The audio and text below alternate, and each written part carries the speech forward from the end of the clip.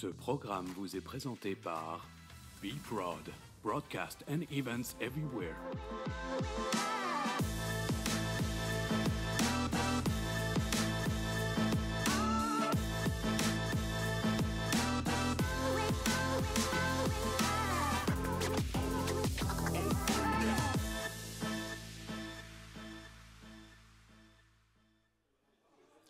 Et salut à tous, c'est Midi Tennis, l'émission officielle des internationaux de Strasbourg toute la semaine jusqu'à samedi inclus. C'est l'actu du tournoi, mais aussi tout ce qu'il y a autour, puisque c'est un événement majeur et que ça va au-delà du tennis. On va par exemple parler d'un jeune juge de ligne du tournoi, Elina Svitolina, qui parle en alsacien. Et oui, vous allez voir, ça vaut le détour. Et puis on aura aussi un alsacien tout à l'heure qui est sparring partner sur le tournoi Midi Tennis. C'est tout ça et ça commence maintenant.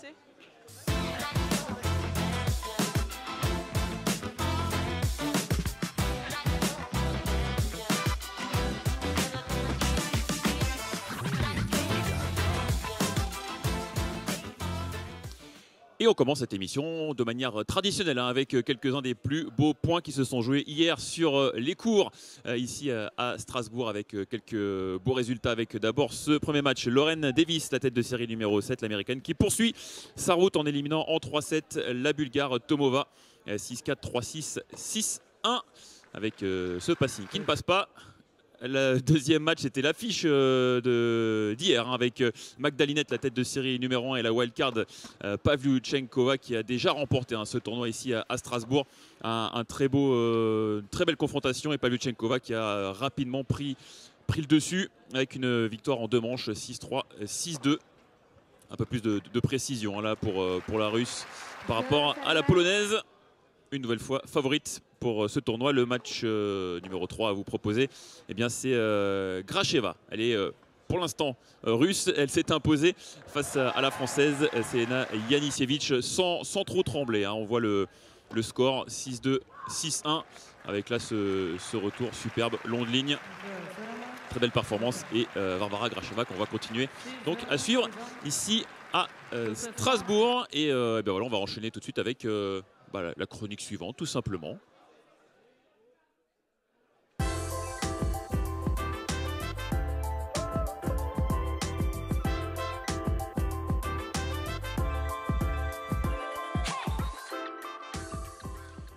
Et je vous en parlais donc en introduction de cette émission. On a rencontré un jeune juge de ligne sur le tournoi. Il s'appelle Sacha et il est passé par l'association Faites le Mur, vous savez, créée en 1996 par Yannick Noah pour aller à la rencontre des jeunes des quartiers. C'est comme ça qu'il a découvert le tennis et l'arbitrage. On est allé le rencontrer au bord du cours numéro 1. Regardez.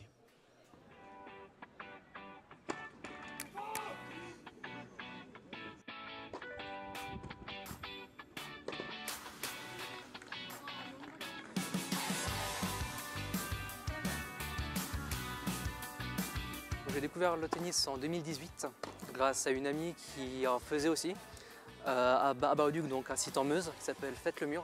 Donc c'est ce qui permet aux jeunes de quartiers défavorisés de pratiquer le tennis.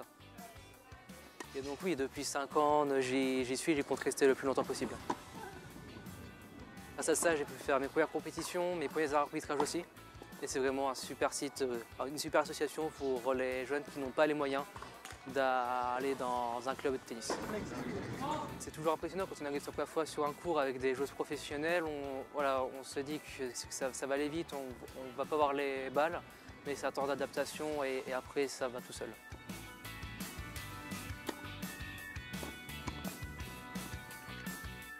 Pour le futur, raconte-moi un petit peu. Aller le plus loin possible, déjà faire Roland Garros en ligne du moment que je peux. Puis après essayer de le faire en chaise. J'ai découvert ça une fois, je suis monté sur la chaise et maintenant je veux tout le temps y retourner. Et voilà pour cette belle petite histoire tournée, comme beaucoup de nos sujets, par l'excellent Brian Kaplow, dont on n'a pas fini d'entendre parler dans cette émission. Et ce sera peut-être pour vous une source d'inspiration. On passe tout de suite à la mise au vert.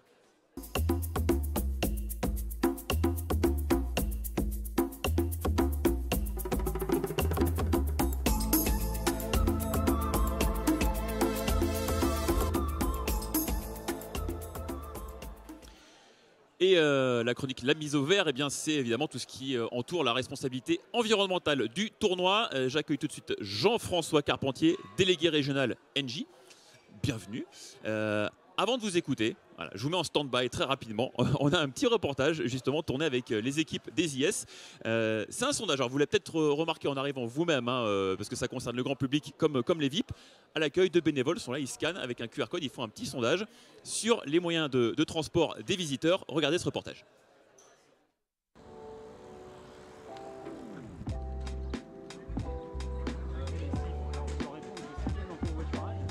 Alors, comme vous le savez, les IS sont un événement extrêmement engagé sur l'éco-responsabilité. Et cette année, on a décidé d'engager 2 bénévoles spécifiquement dédiés à une enquête sur la mobilité. Parce que 70% des émissions carbone émises pour le tournoi viennent de la mobilité. Donc c'est extrêmement important de savoir d'où viennent les spectateurs et par quel mode de transport ils sont venus au tournoi. On fait quelque chose de très simple et on utilise un QR code avec un smartphone, c'est quand même le plus simple aujourd'hui. Donc chaque spectateur peut scanner un QR code et il y a 3-4 questions très simples sur d'où il vient, comment il est venu, s'il est venu en voiture, est-ce qu'il était accompagné et quel type de voiture il a utilisé. Le meilleur moyen, c'est d'utiliser les transports en commun. On a une station de tram qui est juste à l'entrée du stade des IS, donc c'est parfait, c'est extrêmement simple. Et en plus, si on vient avec un transport en commun, on se fait rembourser le prix du billet quand on achète son entrée aux IS. Donc c'est extrêmement avantageux. Après, pour les gens qui ont des contraintes et qui ne peuvent pas éviter de prendre la voiture, on favorise le covoiturage avec un parking qui est gratuit pour les gens qui viennent justement à plusieurs dans la voiture. Il y a un parking qui est dédié. Et puis dernièrement, on a installé des parkings à vélo qui sont à l'extérieur et qui sont surveillés. Alors ça, c'est bien, mais on a aussi pas mal de gens qui viennent de l'étranger, en particulier les joueuses. Et les joueuses, depuis quelques temps, on les interroge, on suit leurs déplacements et la plupart qui vont jouer ensuite à Roland-Garros se déplacent en train désormais, alors qu'avant, il y avait beaucoup de joueuses qui prenaient l'avion. Il y a assez peu d'excuses pour venir tout seul dans une vieille voiture. Effectivement, aujourd'hui, c'est une petite fierté qu'on a aux IS.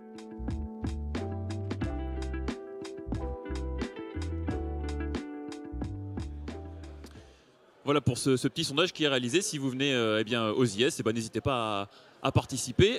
Jean-François, vous avez vous-même scanné le QR code? Oui, en arrivant, j'ai scanné et je suis venu en vélo cette année. Ah, très bien. Donc j'ai participé au mouvement. Eh ben, ça c'est parfait. Jean-François, donc l'empreinte carbone d'un tournoi, ça forcément vous y êtes sensible, c'est une vraie question.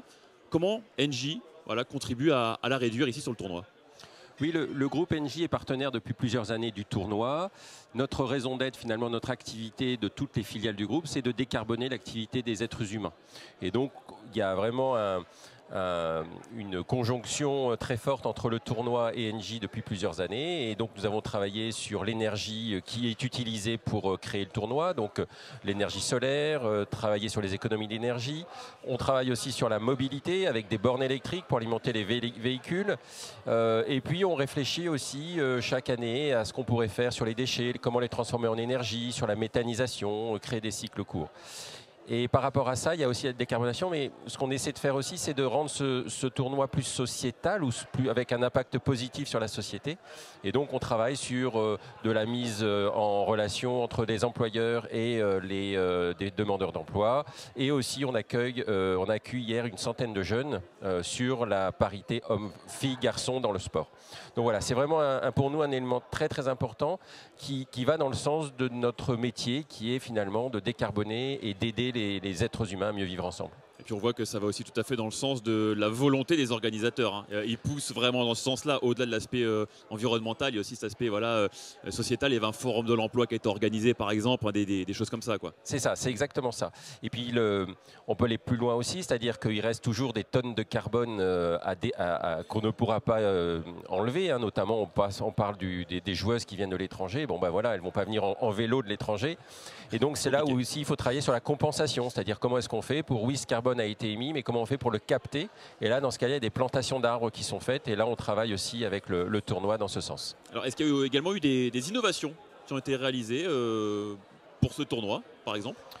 Alors oui, on est sur par exemple, la bâche solaire, donc c'est la même chaque année, mais cette année, les panneaux ont été un peu modifiés. On est sur quelque chose, en fait aujourd'hui on est dans l'optimisation parce que l'innovation prend du temps. Et puis chaque année, on essaie d'apporter une petite touche pour améliorer le fonctionnement et diminuer l'impact carbone du tournoi. Oui, parce que c'est vrai que la question qu'on se pose, c'est comment faire encore plus, encore mieux. C'est toujours pareil, c'est toujours les premières tonnes qui sont faciles à éviter, les tonnes de CO2. Les dernières, ça demande beaucoup plus d'efforts, mais on s'y accroche et on travaille avec les organisateurs dans ce sens chaque année. Et est-ce que vous sentez, vous aussi, en tant que partenaire, que les autres partenaires ils sont sensibles, que chacun essaye d'amener sa petite pierre à l'édifice? Oui. Oui, tout à fait. On le voit bien sur... alors, je n'ai pas toutes les données, mais on le sent, et même ici sous les tentes, quand on discute avec les gens, l'environnement, le réchauffement climatique, ou enfin plutôt le changement climatique, parce que maintenant, il faut utiliser les bons termes. C'est quelque chose que tout le monde a en tête et notre activité au quotidien est impactée par tout ça. Oui, chez tout le monde finalement. Quels que soient les corps de métier, Exactement. On est obligé d'y réfléchir et de l'intégrer à la réflexion. Oui, et en tant que particulier aussi. Alors, un mot sur le tournoi de tennis, parce que vous êtes partenaire d'un tournoi de tennis quand même, faut pas l'oublier non plus. Oui, tout à fait. Est-ce que vous, titre personnel, vous avez, c'est la question un petit peu que je pose à tout le monde, une petite chouchoute, un coup de cœur sur ce tournoi parmi les joueuses? J'avais une chouchoute, enfin j'ai une chouchoute, mais malheureusement elle n'est plus là. C'était Magda Linette, polonaise, que je suis depuis plusieurs années et j'avais un petit coup de cœur. Bon, maintenant, il va falloir que je trouve une autre favorite. Oui, bon, c'était un beau match hier, en plus contre Pavlyuchenkova. C'était une très très belle affiche. Hein. Oui, c'est vrai. Voilà. C'est vrai. Bon, on va suivre Pavlyuchenkova par exemple. Pourquoi pas, je vais m'y intéresser à elle, tout à fait. D'accord. Bon, merci beaucoup Jean-François d'être passé nous voir. Encore bravo pour cet engagement auprès du tournoi, parce qu'on le redit, sans les partenaires, il n'y a pas de tournoi. Donc encore merci à vous. Tiens, restez, on va regarder.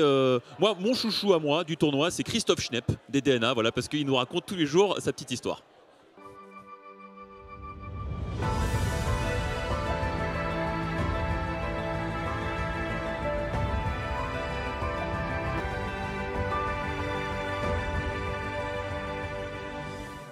Alors quand je dis mon petit chouchou, je ne veux pas vexer Brian évidemment qui tourne tous les sujets tous les jours, et Martin qui est à la réalisation, et toute l'équipe bien sûr, hein, vous êtes tous mes chouchous les gars bien sûr. Et Quentin, oui, c'est bon, ça suffit dans l'oreillette, c'est bon, ça va aller maintenant, je vais pas faire tout le monde. Et Estelle pour le maquillage, voilà. On parle aujourd'hui avec Christophe des nationalités qui sont encore présentes en quart de finale. Bonjour, nous sommes jeudi aux IS et le jeudi c'est le jour des quarts de finale avec la dernière rescapée française, Clara Burel. Les quarts de finale de cette année à Strasbourg sont un peu particuliers. Ils ont même une petite saveur géopolitique puisqu'on y trouve une Ukrainienne, 3 Russes, 3 Américaines et une Française. Alors on a fouillé dans nos archives et on s'est intéressé aux joueuses russes à Strasbourg. Et on a constaté que c'est la première fois dans l'histoire du tournoi qu'il y a 3 Russes qui sont en quart de finale. La Russie, c'est une nation qui figure 2 fois au palmarès des IS. En 2018, Anastasia Pavlyuchenkova, qui joue aujourd'hui en quart de finale, avait soulevé le trophée après une finale longue de 3 heures, 35 minutes et 20 secondes. À ce jour, c'est la finale la plus longue de tout le tournoi. En 2010, le tournoi se jouait sur le site de Haute-Pierre, c'était la dernière fois à cet endroit, et c'est Maria Sharapova elle-même qui avait gagné la finale. D'autres joueuses russes ont fait des étincelles sur la terre battue de Strasbourg en arrivant elles aussi en quart de finale. On peut citer par exemple, dans un passé récent, en 2021, Ekaterina Alexandrova, en 2016, Elena Vesnina et Alla Kudryavtseva, en 2012, Alexandra Panova était arrivée en quart, en 2011, c'était le cas de Nadia Petrova et de Maria Kirilenko, et en 2003, Anastasia Miskina. On peut aussi citer la première joueuse russe qui a joué à Strasbourg. Alors là, il faut remonter en 1988, c'était la 2e édition du tournoi. Et la joueuse en question, c'était Natalia Zvereva. Elle a joué à Strasbourg sous les couleurs de l'ex-URSS et elle était arrivée jusqu'en demi-finale. Voilà pour les archives insondables, voilà, de Christophe Schnepp qu'on retrouvera évidemment demain pour une nouvelle chronique autour des IS.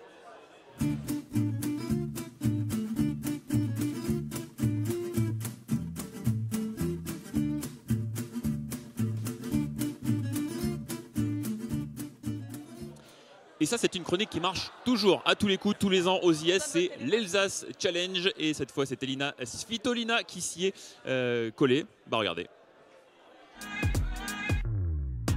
Hi, I'm Elina Svitolina and I'm gonna do the Alsace Challenge. Same. I feel like this is the city. I don't know. I arrived here by train, so I may maybe past the city. I don't know. I will go with a city. Kogelhopf. This, I don't know, maybe food. I don't know. Sounds like food, maybe. Yeah. Okay. maybe like some kind of bread or. Yeah, perfect. Yeah. Oh my God. I'm good. Shenkele. Some kind of kale, I don't know. No, shenkel, I think sounds like a food. I don't know. Shenkel, maybe some kind of vegetable. It's a food. It's a food, okay. Shenkel, yeah, I would love that. Helengstein feels like a city. This one feels like. This one is quite challenging. Shenwindrad Shenkem. Well,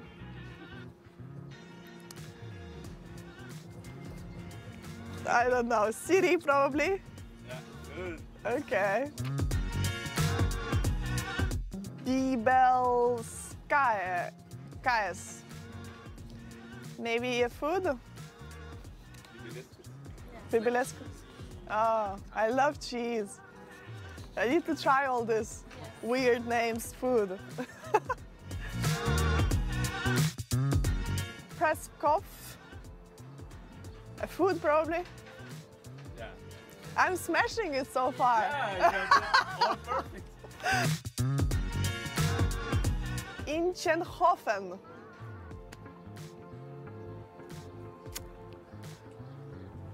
Well, I'm gonna go for guess. Food. No. Oh! I wasn't beaten. Okay, it's a city. Perfect. Thank you for watching the Alsace Challenge.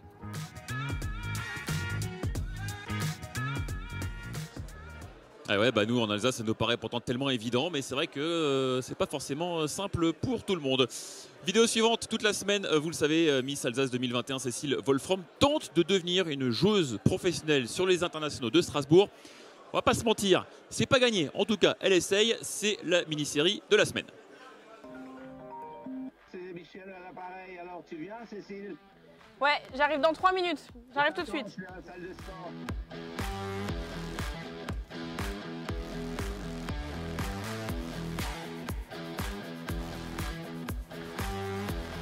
Allez, on va faire un peu d'échauffement, on va faire du vélo, d'accord? Allez, c'est parti. Encore un peu. Inspirez, soufflez. Allez, encore 10 minutes. On en fait 30, hein? Mais Michel, t'es tombé sur la tête. Bon, alors Cécile, on y va?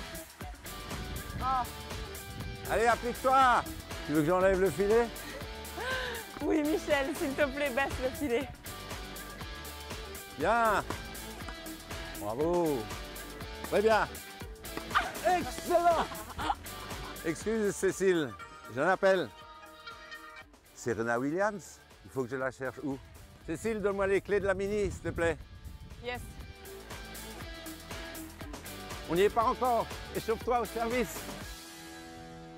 Mais Serena, est-ce qu'elle joue aux IS cette année? Bon, quoi qu'il arrive, je lâche pas l'affaire, j'attends que le coach revienne et je continue à m'entraîner.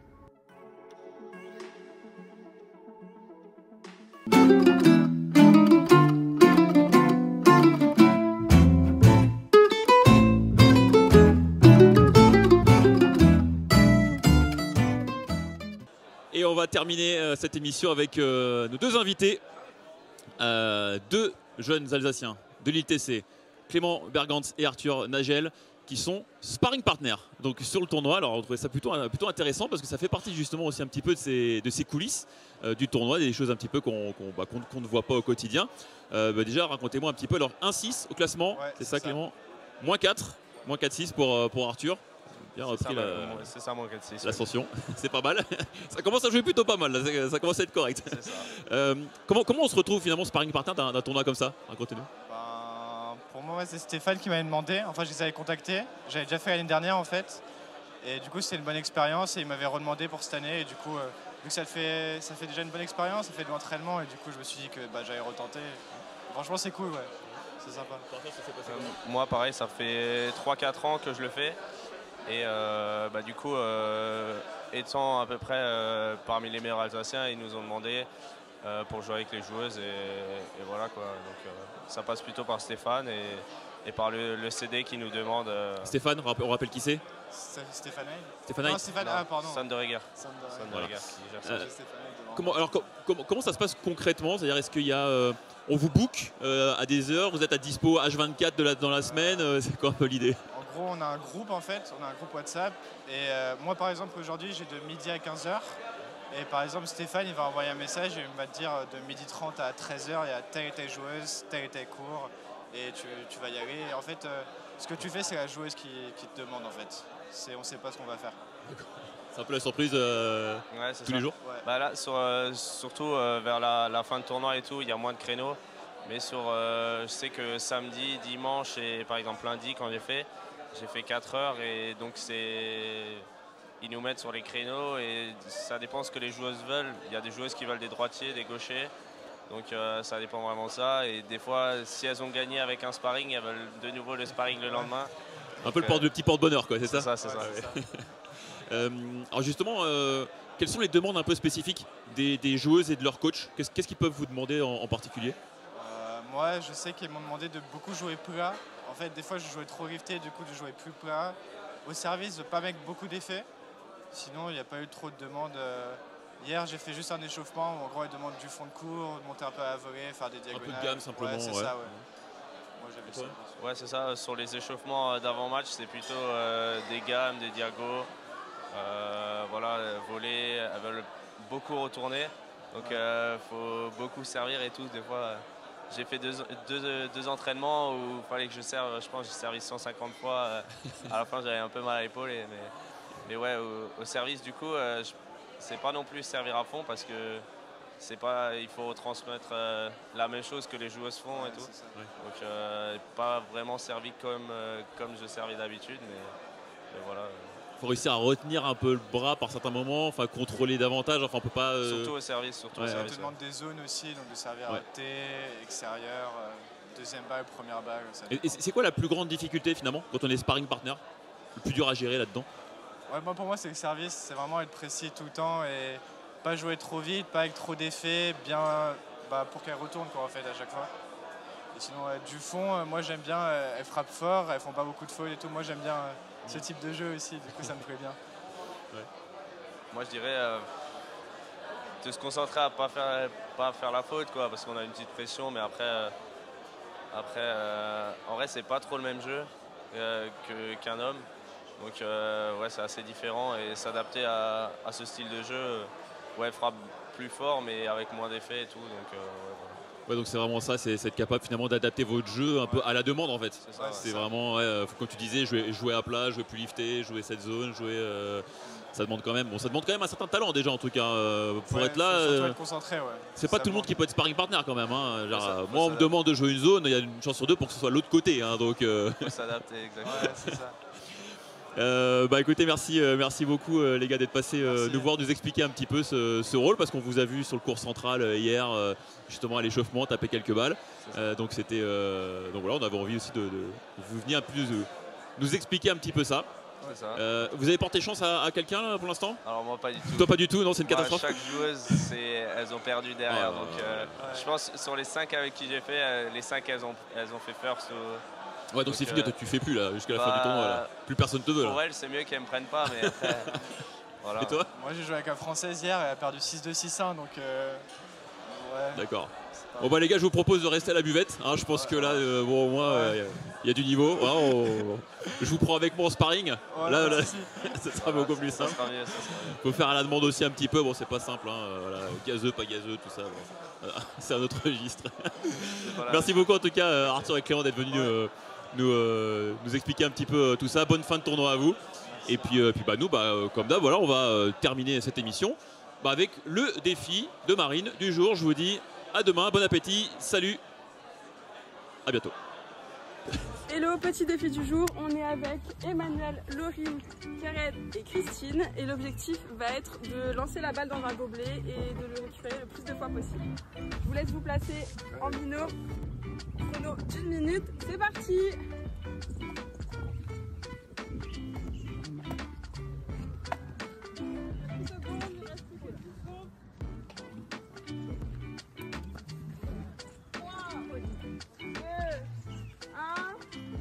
On arrête. Je crois que c'est Laurine et Christine qui ont gagné.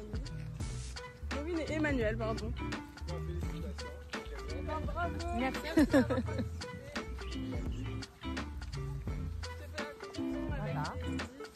C'était très physique, mais psychologiquement, c'était quand même quelque chose. J'ai pas trop bien lancé, j'avoue.